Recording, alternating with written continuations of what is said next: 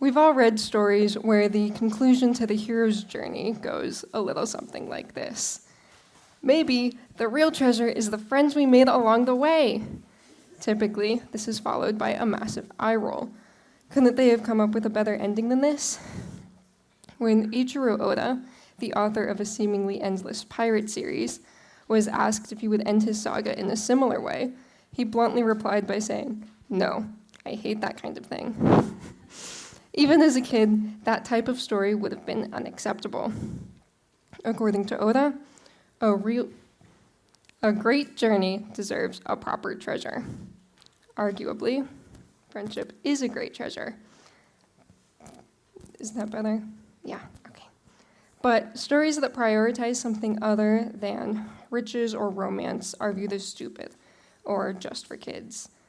Under this frustration lies a real issue, and maybe you've never thought of it as a big deal, but this is just one sign of friendships waning value in our lives. Despite agreeing that this is an issue, many people have trouble articulating this. And this is partially because, in my generation especially, we have been raised in an internet-centered world. In many ways, the ability to communicate online is great, especially when exercising good stewardship. But relying too heavily on the internet has impacted our ability to maintain in-person relationships. During quarantine in 2020, this was made incredibly apparent when physical contact was limited. According to an article by researcher Catherine Hennessy for the National Library of Medicine, the prevalence of severe loneliness was 21% during COVID-19, with only 6% retrospectively reporting severe loneliness prior to the pandemic. To get a better idea of what that looks like, the National Poll on Healthy Aging shows how the percentage of lonely adults between the ages of 50 and 80 was 27% in 2018, but drastically changed to 56% in 2020.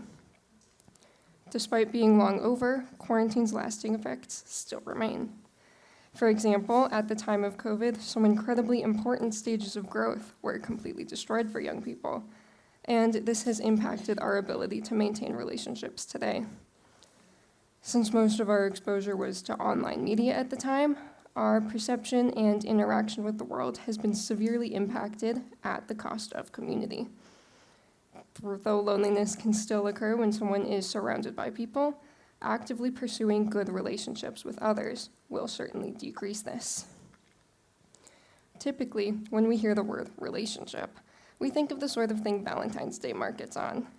While flowers and chocolates are great, relationships are much more than our superficial concept of romance. A few months ago, at a sermon here at CFC, teaching pastor Doug Rutt defined a relationship as how you interact with the people God has put at your table. One of our biggest roles as Christians is to love our neighbors. But what does this look like? In English, we only really have one word for love, but many of us know that it has so many different connotations. But in Greek, there are over 8 words used to describe the same concept. The 4 used primarily in the Bible are agape, eros, storge, and philia. Agape is defined by the Bible as sacrificial, unconditional, and undeserved love. Jesus' life and death on the cross are the perfect examples of this. Eros, on the other hand, is heavily connected to the idea of falling in love and is based in attraction and feelings. According to C.S. Lewis in his book, The Four Loves, storge is affection most apparent between mother and child. It is based on a natural dependence and can even be observed between man and dog. Philia is related to friendship, or Platonic love. It is based on a mutual fondness, and in the context of friendship, storge can exist in the form of comfortable familiarity, and agape can exist in the form of loving someone else as God would. By narrowing down what we mean by love, we can establish what it really means to build loving community. The best place to look for that is in the Bible. When God placed Adam in his perfect creation, something was still missing, leading When God placed Adam in his perfect creation, something was still missing, leading to the creation of Eve. Similarly, despite having everything we need from God, we are still often left missing something more. This is why we've been given the gift of community. Because we are made in God's image, people are relational beings. And though we only really need God, he also decided to give us work, food, and the presence of others to be enjoyed. In Jenny Allen's book, Find Your People, she states, "We are all physically, emotionally, and spiritually hardwired by God for relationship." The first step to establishing community was the creation of marriage, but this eventually led to a society with many different interwoven connections. Now, we can glorify God through our relationships, no matter what form they take. But this concept is lost on so many people. Because of sin, first our relationship with God was broken, but this has led to broken relationships with ourselves and with others, leading to our inability to correctly value and maintain our friendships as God intended. But Platonic love is incredibly valuable and should not be overlooked. In this thesis, I will go over why it's overlooked and how we can change this, friendship's necessity for community, and several familiar examples of Platonic love to use as a basis for our own relationships. Compared to concept of marriage and blood relation, the idea of friendship is highly undervalued in our lives. For example, if you were working and received news that your fiance or your parent got into an accident, accommodation would surely be made so you could drop everything to go help them. But if the same thing happened with a best friend, it is very unlikely that the same would be done. Regardless of the level of depth in a relationship, certain labels are taken at face value. Similarly, in an article titled "Close Friends as Survivors, Bereavement Patterns in a Hidden Population," the author states that people often overlook the impact of a death of a friend, leaving people to experience the social and emotional transformation of grief while they are forced to suffer the lack of institutional outlets that act as support. Friends of the deceased are not given anywhere near the same condolences that their family members or their partner may be given. And friendship is not given the same level of attention and centrality in our lives that romance gets. And though many people would agree, they have not had an easy way to communicate this feeling. Instead, we often assume that people will hold a similar apathy towards friendship, so we don't really try. This perception of love is directly influenced by the media we consume. Many people overlook the importance of friendship, dismissing it as something that's just for kids or something they don't really need, because we've been told pursuing romance is more important. Think about the movies you watch. Romance is an entire genre, and it presents us narratives like the love triangle, true love, and even the city girl falling for the small town boy at Christmas time. And there's so many other overplayed tropes just like this. A character's best friend is often only a supporting role, and there are rarely stories where the focus is on their relationship. Now, even if something is not inherently romantic, people will still find a way to insert their own assumptions into a storyline. And the worst part about this is it's carried into real-life situations, which is really bad. According to a study by Elizabeth Camerand, researcher for the Journal of Genetic Psychology, individuals' mental representation of the social world guide their social interactions. If our view of how we should interact with others is distorted, our actions will be reflective of that. Similarly, in Appalachian State University graduate Caitlin Ray's honors thesis on the same topic, she describes how romantic media exposure is highly influential in eliciting mental ideals regarding relationships. This basically means that the relationships we build are directly impacted by a concept of what they should look like. One example many of you will be familiar with is with the show Friends, where, as the series dragged on through many seasons, in order to keep viewers invested, people in the group paired off with each other into their own romantic relationships. And because we are presented with these narratives of romantic conquest, love's typical connotations have been heavily distorted into nothing but a feeling. Compared to the biblical definitions of agape and philia, where love is an action and a choice, it is incredibly shallow thinking.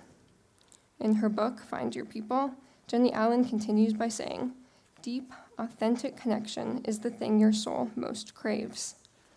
While there's nothing wrong with enjoying Taylor Swift or watching Hallmark movies, dwelling on this romantic content is harmful when it comes to building the relationships we long for. This is made especially apparent when it comes to the example of friendship between men and women.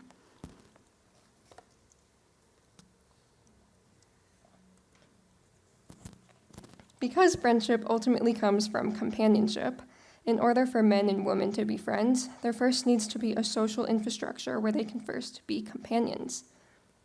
Because society was largely patriarchal in other parts of the world, women are not always in the same spaces as men, so interaction between them is often due to romantic interest or familial relation. But luckily, here in America, we have the opportunity to be classmates, co-workers, and congregation members, which allows us to experience a level of equality not available in other parts of the world. From there, good friendships can be built, but there is still a massive social assumption that any interaction between opposite genders is inherently romantic. And it's reasonable to assume that this is partially due to the narratives previously mentioned, which set a clear precedent for love that leads us to very unhealthy expectations. Our socialization around crushes is largely to blame for this. Recently, a male friend told me, "Wow, this is the first time I've ever only been interested platonically in a girl." And before you think that it is funny, but before you think that that's an insult, think about how sad that is. Because of our made-up standards, even if someone simply desires a deep connection, they assume all there is for them is a romantic relationship. This is especially detrimental when it comes to children. For a lot of kids, the idea of a crush has never been well defined. When I was in first grade, I remember going to school with a childhood friend, and all the girls in my class would tease me thinking I had a crush on him. But I was 6 years old and didn't even know what that was. When my mom found out and asked me about it, I remember just sobbing on the kitchen floor because I didn't have the words to articulate that they were wrong. And afterwards, it hindered my ability to make friends with guys, and it was only until recently that I started dismantling that whole thing, hence this thesis.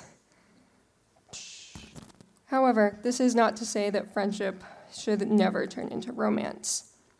In some contexts, this is just the natural progression of a relationship. Friendship is even necessary to building a good romantic relationship.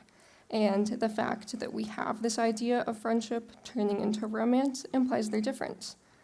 In my interview with biblical counselor Natalie Gosman, when I asked about this progression, she offered the idea that people have gotten so used to an impure relationship that it's become the expectation. A lot of the time, people will enter into a friendship with the intention of abusing that closeness to reap the benefits of marriage without the commitment. Jeremiah 17:9 calls the heart more deceitful than all else and exceptionally wicked. Because of this, we should always hold our thoughts captive, which means to pause and consider why you feel you do, then apply learned biblical truth. Proverbs 27 also offers a lot of wisdom on keeping good friends, saying, "Faithful are the wounds of a friend, but deceitful are the kisses of an enemy. A satisfied person despises honey, but to a hungry person any bitter thing is sweet." This tells us that someone craving a deep relationship will look for it in all the wrong places. And while it satisfies them for a time, it's ultimately harmful and only leads to more longing. On the other hand, though, having a caring friend will sometimes hurt, or it might not be your ideal situation, but it will be much more satisfying. Verse 17 continues by saying, "As iron sharpens iron, so does one person sharpen another." Friendship allows for mutual, meaningful growth, even in unfavorable circumstances.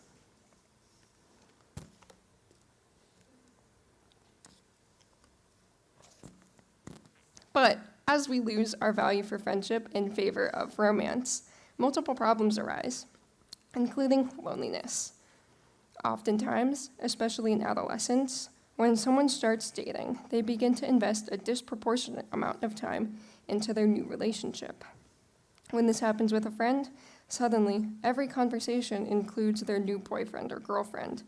And aside from this frustration, Jennifer Thomas, a scientist researching this phenomenon for the Journal of Genetic Psychology, concludes that intimate disclosures between friends that center on one friend's romantic relationship have a negative impact on the friendship itself. This is because suddenly there are now more resources poured into a new relationship that were previously designated for the pre-existing friendship. People give up on their friendships in favor of dating, and this is a large contributor to loneliness for both parties. The friend who just began a dating relationship now only has one person all of their time goes into, which can so easily backfire. And their original friend loses a large source of support since their energy is now misplaced. And in the event of a breakup, the person who was dating now has to rebuild all of their old relationships. To avoid this, it's important to assess what sort of effort you should put into a relationship. Something used here at Christian Family Chapel is the Dating with a Brain chart. While this is meant to apply to your relationships in regard to dating and marriage, it has the same application when it comes to friendships. Things like emotion, communication, physical contact, time spent, and commitment are all aspects of any relationship. But ultimately, the driving force for all of this should be your commitment to the other person.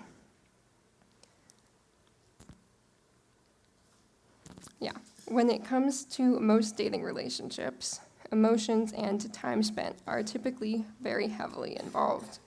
And while there may be constant conversation, that doesn't necessarily mean there's good communication. Having these attributes out of proportion leads to many different problems. For example, I would hope your physical contact with a stranger isn't all the way up here, because that would be considered assault. Jokes aside, when it comes to friendship, people don't think commitment is very important because they associate the concept of being in a committed relationship with dating or marriage, thanks to the bias previously mentioned. In The Four Loves, C.S. Lewis says philia, or Platonic love, is more like the bread you crumble almost unconsciously during a long dinner, as opposed to a more substantial main course. People often focus too much on pursuing feelings of eros, or romance, because they think of it as a necessity to their fulfillment. However, this is not at all the case. In the book of Matthew, after describing the purposes for marriage, Jesus explains to his disciples that not all men can accept this statement, but only to those whom it has been given. For there are eunuchs who are born that way from their mother's womb, and there are eunuchs who are made so by people. And there are also eunuchs who made themselves eunuchs for the sake of the kingdom of heaven. The one who is able to accept this, let him accept this. Eunuchs in the Bible, according to Christian website Got Questions, comprised of people born with certain physical defects, those uninterested in sex or marriage, or those who chose to forego marriage to better serve the Lord.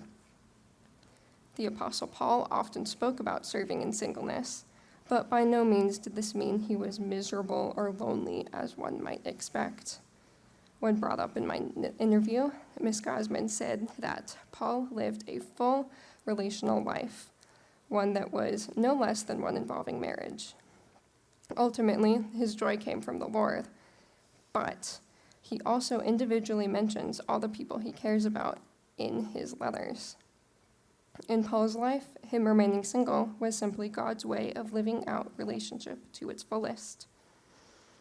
Many people assume that they'll be lonely if they don't get married, but this is harmfully neglectful of the joy that comes from being in Christian community and building meaningful friendships.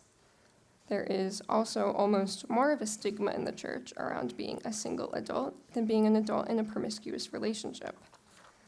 When it comes to this idealization of marriage, in an interview discussing her book, Confronting Christianity, Dr. Rebecca McLaughlin claims that often in Christian culture, we elevate marriage at the expense of singleness. Choosing not to date or marry is in no way a lesser calling, and maintaining friendships is simply fulfilling in a different way. Natalie Gosman explained this to me by saying, "The only lesser calling is the one you're called to and refuse to follow." A famous example of this in the Bible is of Jonah, who adamantly refused to go where God called him, only to end up swallowed by a giant fish and ending up in Nineveh regardless of his efforts. Similarly, if someone were called to a life of singleness, but chose to marry instead, they would end up where God wants them, even if by a more painful and complicated process. But the same is also true for the reverse. This is by no means to say that you should never get married, and there are many benefits of marriage in the Bible. But even among Christians, this concept has been very heavily secularized and is not taken as seriously as it should be. Marriage in the Bible is a very specific covenant between a man, a woman, and God, so anything outside of this is just a different relationship entirely. Because of that, it's not something everyone should pursue, but it should be kept in mind in the context of a relationship. On the other hand, you don't have to throw away all prospects of romance to go all in on your friendships. But platonic love should be acknowledged as something valuable and worth pursuing.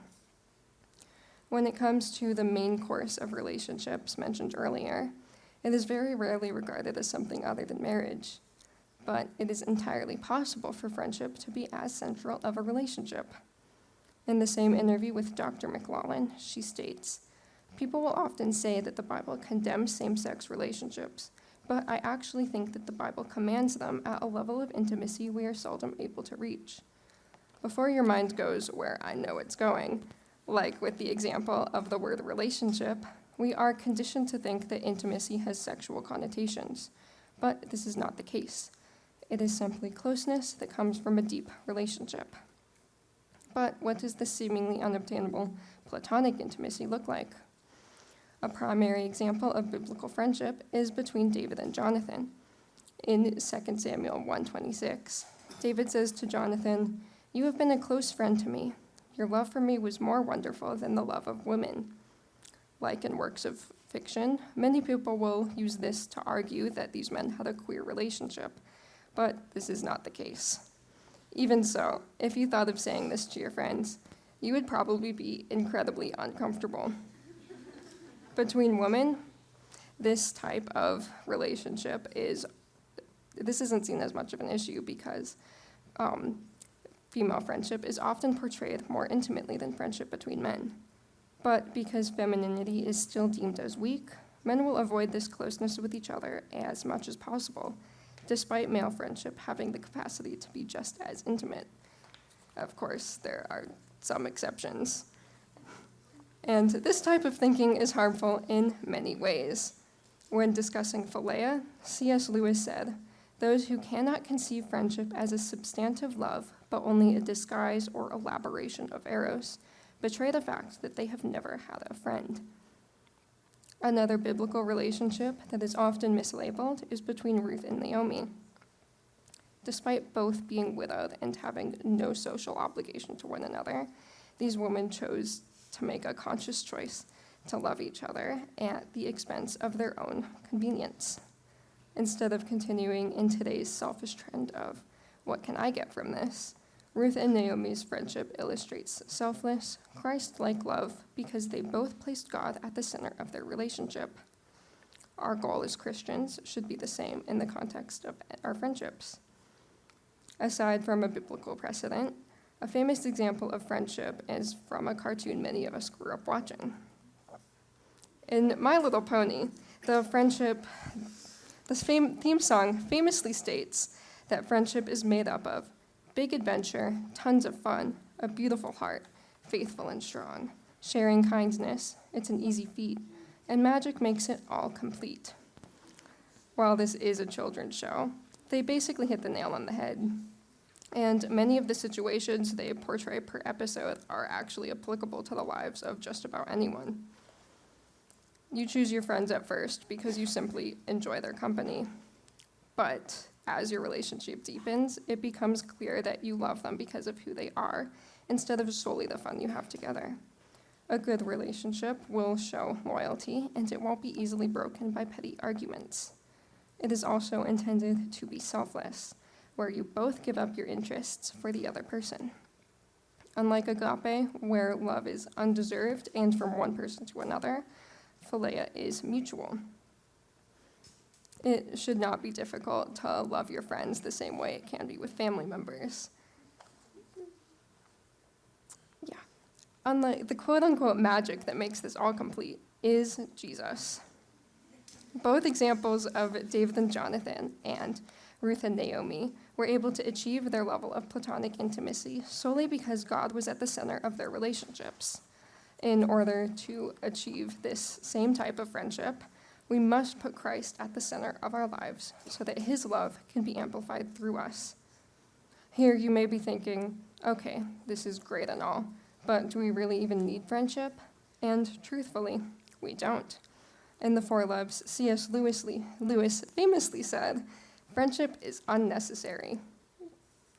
Gosh, where is it? "Friendship is unnecessary," quote C.S. Lewis. But this is much like philosophy and art, because while it has no survival value, it is something that gives value to survival. God has given us good things to enjoy, and instead of being connected because of need, like a baby is with its mother and father, friendships are conceived because of a simple enjoyment of each other's company. You don't need to love someone to love them as God intended. But when it comes to our friends, we choose to be around them because we like them. A mutual, committed friendship has unique opportunity for substantial growth. For Christians, it is an opportunity to practice loving like God by making small sacrifices. However, we often overlook the importance of platonic love because of our exposure to pop culture, where romance is elevated on a pedestal. When we idolize romance like this, it makes building deep relationships difficult. Luckily, we have been given clear examples of biblical friendship and how to obtain it. In order to keep ourselves from falling into loneliness, we need to begin to build our relationships as God intended. And only then you may begin to realize that maybe, just maybe, the real treasure is the friends we made along the way. Thank you. That's